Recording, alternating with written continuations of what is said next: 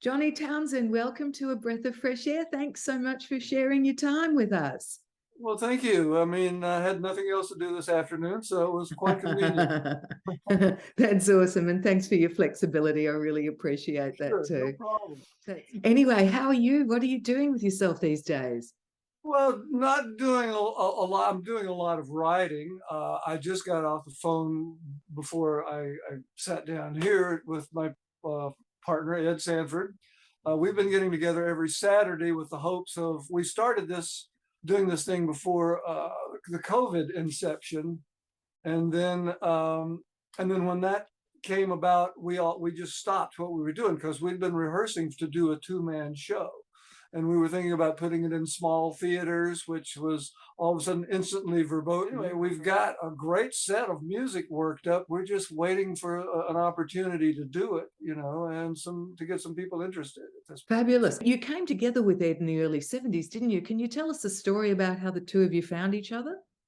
Well, Ed and I were playing just out of high school. Ed and I were playing in separate bands. Ed is from a town 100 miles away from my hometown in Alabama. And we just ran into each other one summer. We were playing beach clubs in the Panama City, Florida area on the coast. It's the Gulf Coast. And we were having a matinee one afternoon, and Ed walked in and to listen to the band. He was playing just down the street, no more than 100 yards from where we were playing. And so he dropped in to see me and see the band.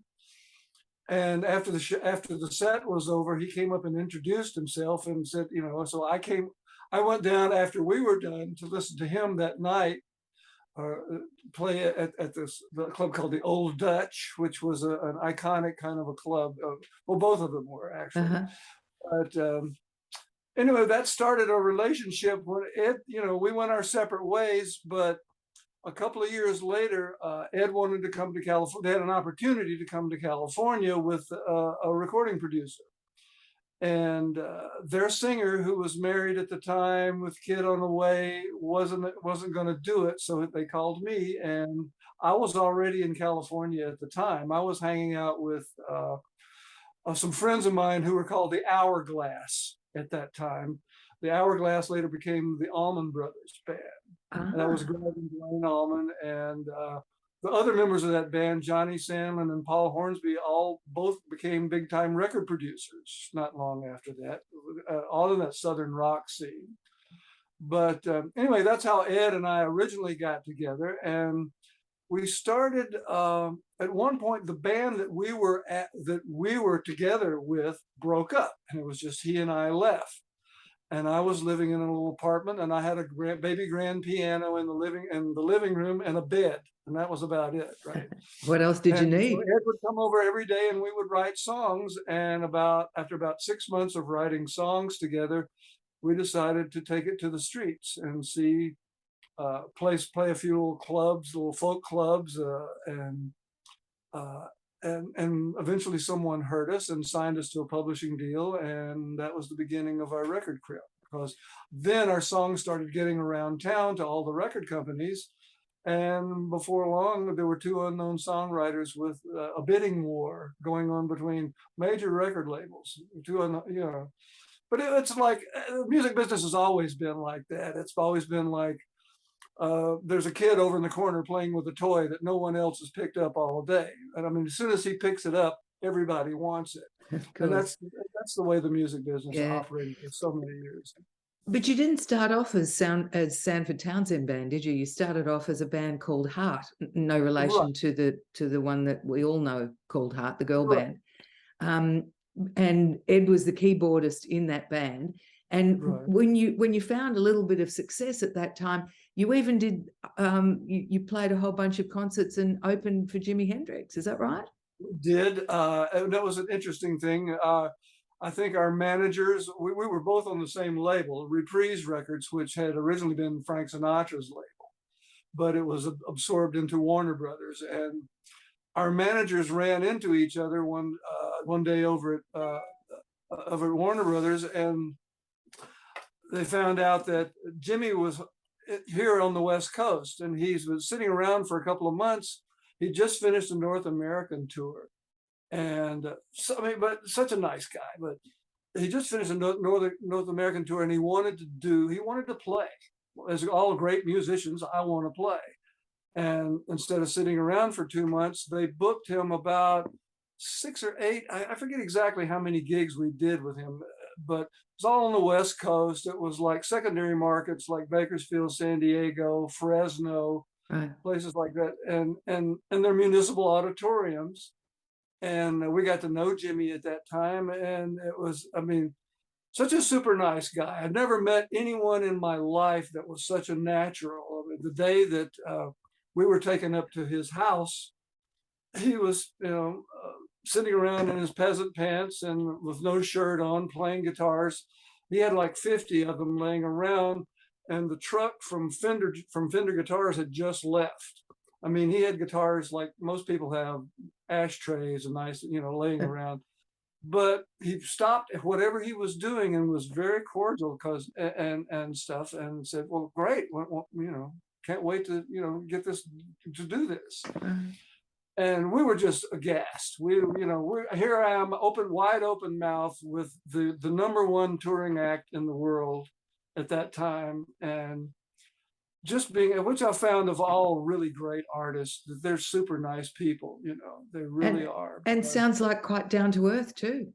Oh yes, very much so. I had related to him back in a previous band that I was in down south. We played a little show in St. Louis. It was a little club called Mississippi Nights, and we had a night off, and it was Monday night, and we said, "Oh, Wilson Pickett is playing at the Municipal Auditorium."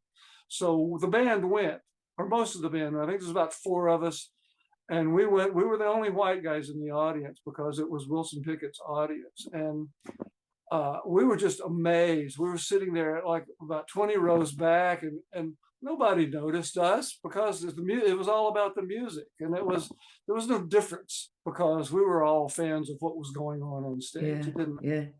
And then it was a time of some pretty interesting racial tensions in our area of the country. But I told Jimmy that when I met him again, I said, "Listen, did I see you with Wilson Pickett playing guitar?" He says, because my guitar player and I were sitting there all night going, "Who is this blankety blank guitar player? He's playing left-handed and upside down." And then Jimmy says, "Yeah, that was me." He said, "That was the first gig I had right out of the Army was with Wilson Pickett." Wow. He said Wilson hired me because on a recommendation of a friend. Amazing. Can you remember a song that they played together at the time?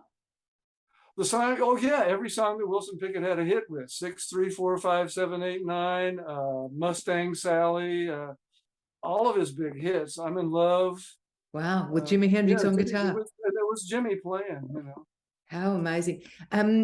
Johnny, can I just ask you, there's something that you're bumping that's kind of, you're knocking something. I think it's my dog.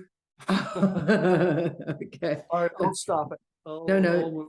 Yeah, because they'll hear it on the radio. Thank you. So after that, after Heart, you became Sanford-Townsend Band with Ed. How come he got top billing?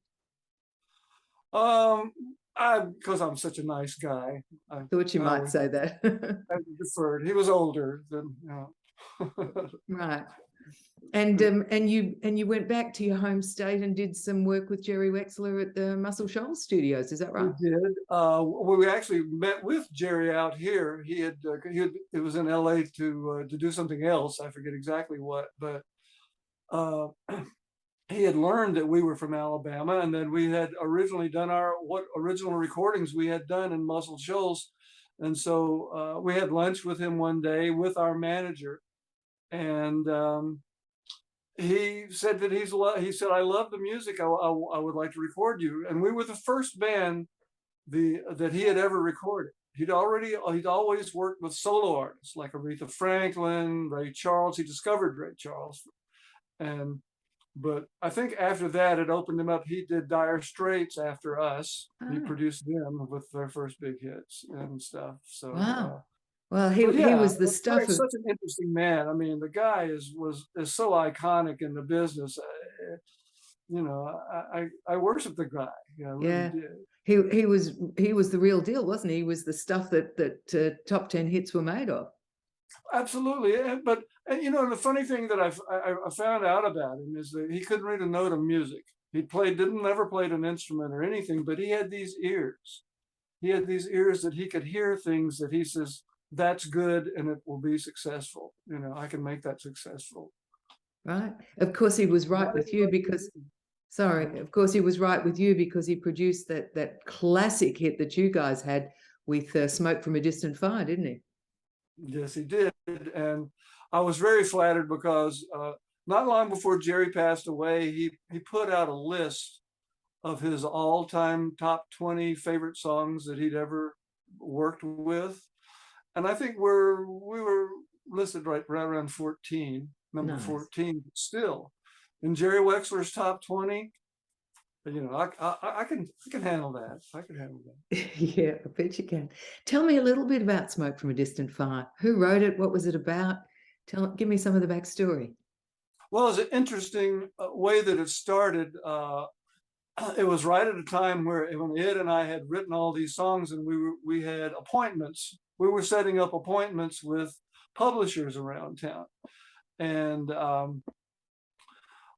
we I went to Ed. Ed was living in an apartment down in the Fairfax area, and I always dropped by because he didn't have a car at the time. So I dropped by and I'd pick him up and we'd go, you know, my little Volkswagen around town, around Hollywood to all these appointments. And I got there early one day, and Ed had been had trouble sleeping the night before because his roommate Stephen, who was the co-writer on Smoke from a Distant Fire, had been up playing classical guitar all night. And Stephen was one of these guys that if I can't be Bach, life isn't worth living. And he was obsessive about playing. He would sit with a music stand, all with a cup of coffee, and play all night. And Ed was just like, he comes in and he's just scattered. And he goes, he says, Stephen, he says, when are you going to stop playing that crap and write something that's going to make you some money? And so Stephen turned around, and he was making himself some more coffee at the time. He turned around, picked up his guitar, and he says, anybody can write that stuff. And he starts playing this riff. And I went, well, that's kind of nice. Why don't you, I said, come in the living room where the piano was. I said, play that one more time. Okay, this is A, okay, and B minor. That's very nice. We really like that riff. And so right there and then, over coffee, before Ed was even awake, I started playing the song that Stephen was playing, and he continued, and then I came up with an alt B section to the song, and then we all started throwing lyrics at it, and it's something that I actually almost started out as a joke, basically, or anybody can write that stuff. Well, not everybody can write that stuff, and it was one of those moments where everyone got focused real quick because there was something really good on the tape, and we all knew it at the time, and so we finished it and didn't think anything out of it, that it was any more special than any of our other songs, but it was Jerry Wexler that took that song and made it special. It really was. It certainly was very special, wasn't it? It was top 10 material and everyone was singing it. Certainly was, especially for us, you know. I bet. There are a lot of people that tell me that when you have a hit like that, it gets really difficult afterwards because you want to try and come up with something just as good that's going to reach the top of the charts just as high. Did you have that problem? Well, yeah, it's an obvious problem, and we didn't want to go. Everyone said you should write something similar, and I went, no, I don't think so. We wrote that. That one's been written. You know, let's do another one. So we wrote a lot of other songs, but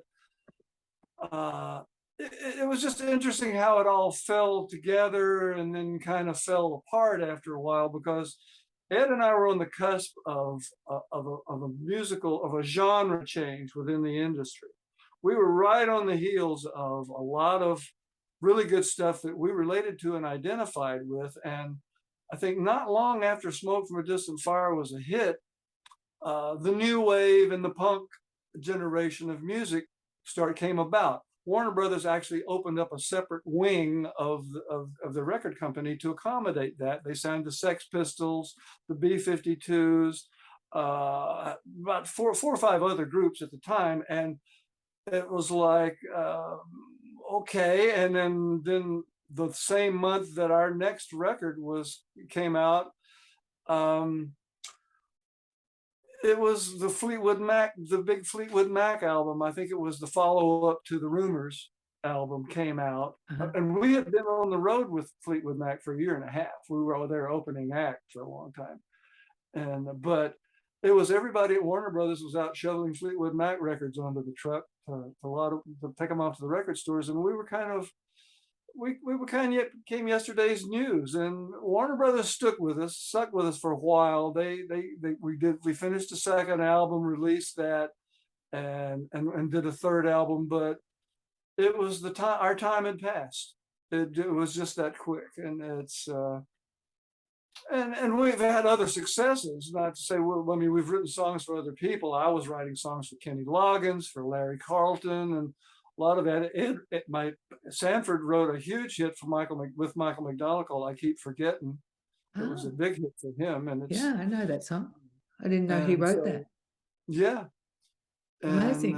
It's a funny story behind that, but I'll have to let Ed tell you that. Oh, I might have a chat with Ed if you could set that up for me. That'd be fabulous. But how did that feel for you, Johnny Townsend? When you must have felt like, oh, it's over. The time has passed, as you just said. How do you handle that? Well, you have to just realize that that's true of everything.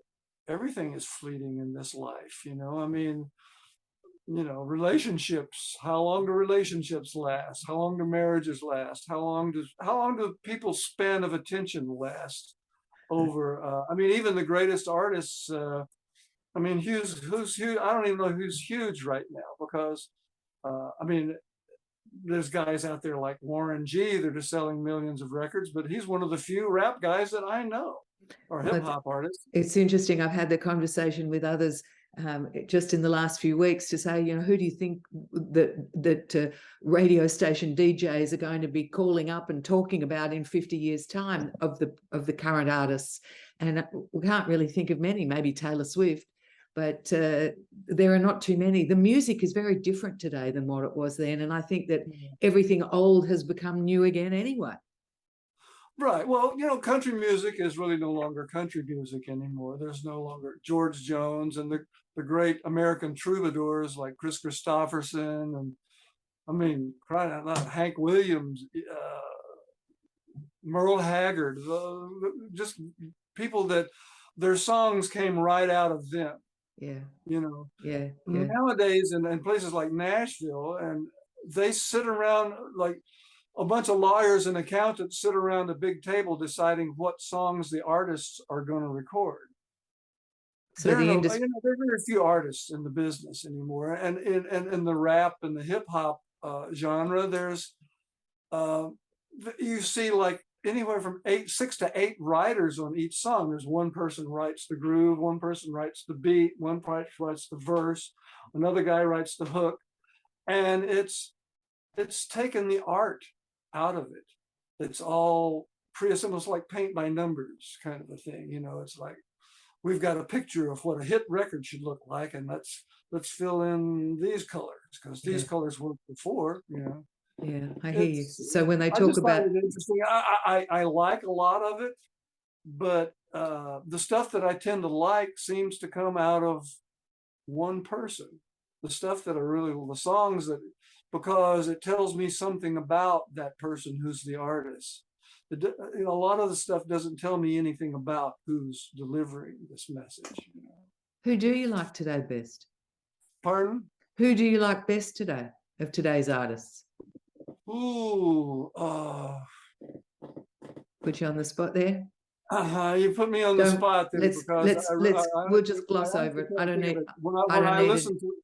When I put the headphones on and I listen to music, I listen to the Doobie Brothers. I listen to Eagles. I listen Oh, to well, Steely Dan. I yeah, listen of to the same course. stuff I was listening to 40 years ago, which I know is probably I'm in denial a lot, maybe, but uh, I just don't hear the melody in a lot of the music these days. I don't hear, and it's the tension between melodies and the chord structure underneath and the lyrics that are being delivered are that's where the good stuff is. That's where all those three things when they cross paths, they strike you and you go, wow, that's great. Oh, just last night I was walking my dog and listening to oh, here's a Doobie Brothers song, taking it to the street.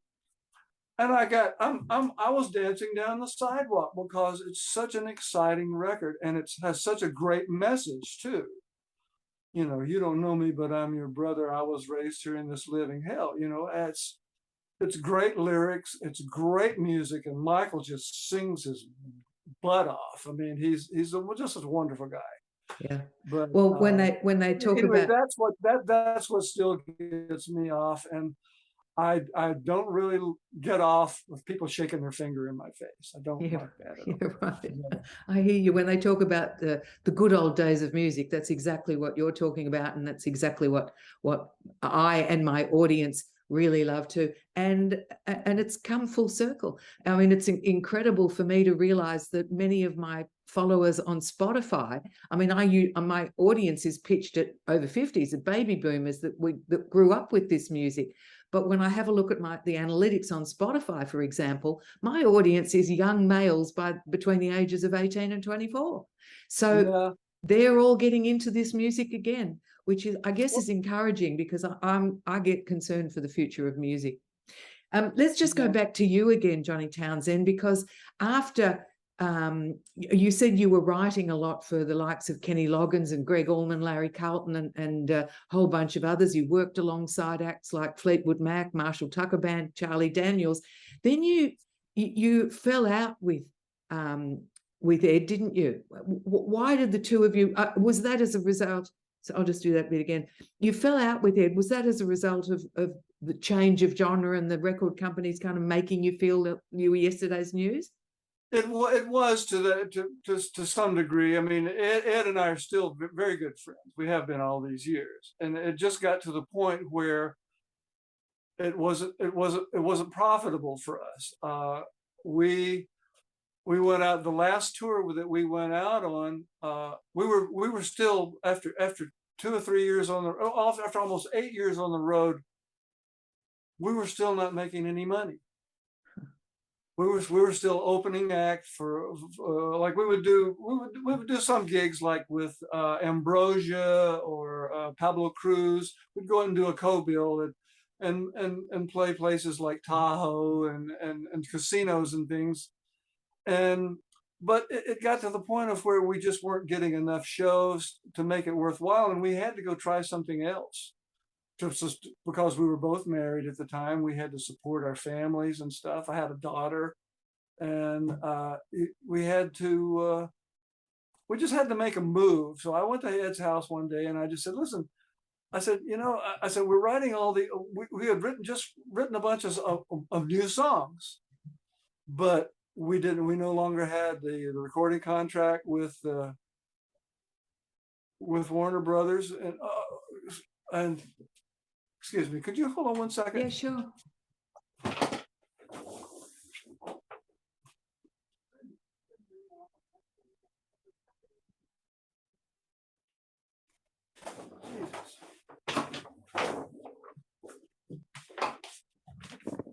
I'm sorry. Not a problem, not a problem at all.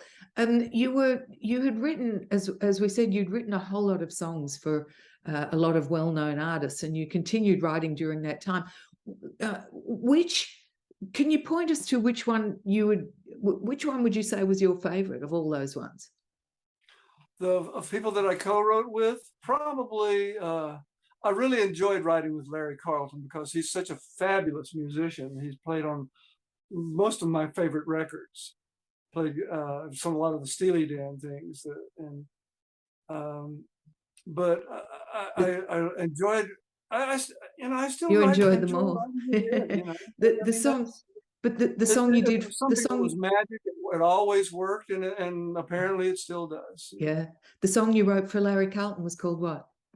One called "The Magician" and another one called "In My Blood" We'll have a listen to that one on now. his "Lightning Strikes Twice" album. Awesome. After that, you started doing some solo work, didn't you? I did, and a lot of commercials too. A lot of commercials. I sang a lot of commercials and wrote a few, and those were very lucrative at the time. So I was able to maintain a presence in the music industry by not actually being in the music industry, and because of that. And does that continue to the day, to this day? Well, that's something else that changed. It's with the advent of Pro Tools. When Pro Tools came along, I mean, the producers that I used to work with for in the film and TV and the commercial industry, they would get these huge budgets for from these ad agencies that would say, okay, here's $40,000, make me a a Taco Bell commercial.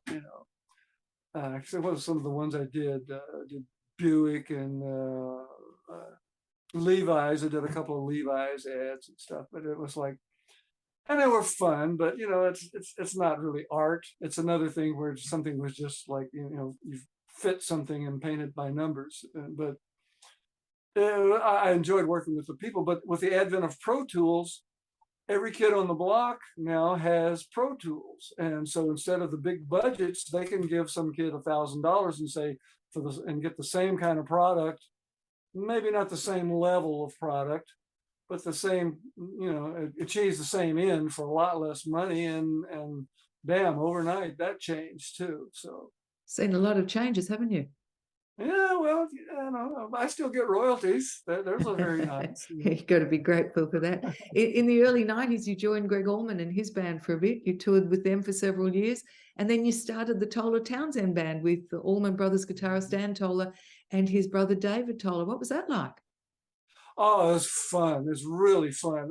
I'd known Greg and Dwayne Allman since our days. Remember, I told you the story about playing with Wilson Pickett. Well, that same band, when we were playing like in Florida, we met Greg and Dwayne. Were playing in a little club. They were like 15 and 16 years old, playing and on fake IDs in bars.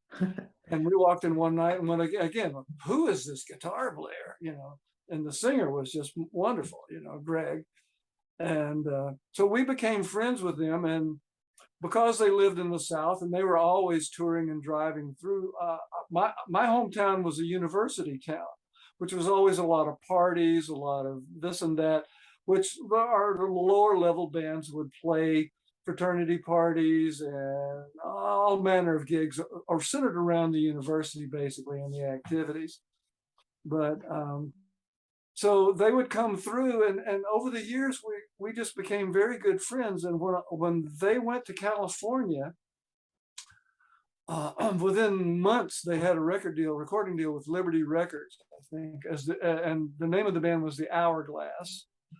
And but they were being produced. They weren't writing. They weren't doing what they really wanted to do. They were doing Carole King songs that the producer would bring them to record, and they recorded them beautifully. And Greg sang the heck out. And if you look for a song called "No Easy Way Down," which is a Carole King song with the Hourglass doing it, it's probably on YouTube. Yeah, I'll find it. It's a great song, and you go, "Wow, this is great." But it wasn't what they wanted to do. It wasn't the blues. Dwayne had become obsessed with after seeing Jesse Ed Davis. Dwayne had become obsessed with playing slide guitar, and so they had to go through a growth spurt with that while they were like, "Okay, Dwayne, have you got that yet?" And so what you're telling sounded pretty bad at first, right? So what you're telling me is by the time you got on the road with them through the 90s and 2000s, they had the opportunity to do exactly what they wanted to do. Absolutely, because Dwayne went back and he slept in his car for several days outside Muscle Shoals or Fame Studios in Muscle Shoals, Alabama, trying to get a gig, hoping somebody would hire him. And as soon as somebody found out who he was and how well he could play, they were bringing him in the studio on Wilson Pickett's. He played on Wilson Pickett's "Hey Jude."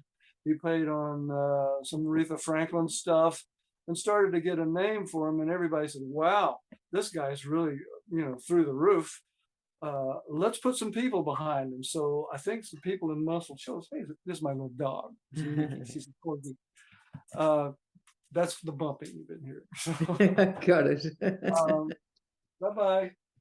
Anyway, but anyway, they put a band together behind Dwayne, starting with Johnny Johnson, the drummer, and they called up Phil Walden in Macon, Georgia, and said, "Would you manage this guy and this band and help him finish putting this band together?"